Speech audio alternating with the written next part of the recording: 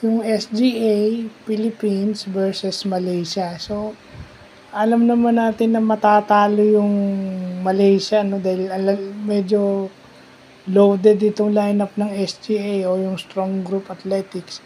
Pero makikita natin na pumapalag na itong Malaysia.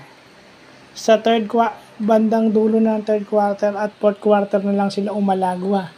Siguro dahil sa tingin ko yung bench depth. Mas malalim ang bench ng Pilipinas kumpara mo dun sa ipinadala ng Malaysia sa Jones Cup. So pag pinag-usapan dulo lang umalagwa, dulo lang dumikit, dahil yun sa pagod ng mga player na paulit-ulit mong ginagamit.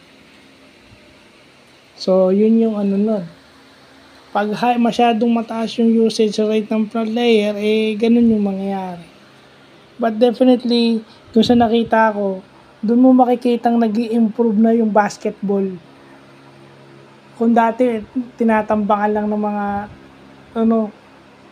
dati, automatic, ilista mo Pilipinas. Ngayon, hindi. May pumapalag na sa Pilipinas kahit anong team pa ipadala nila. Itong Jones Cup na to proves that against Malaysia. So, yun lang po.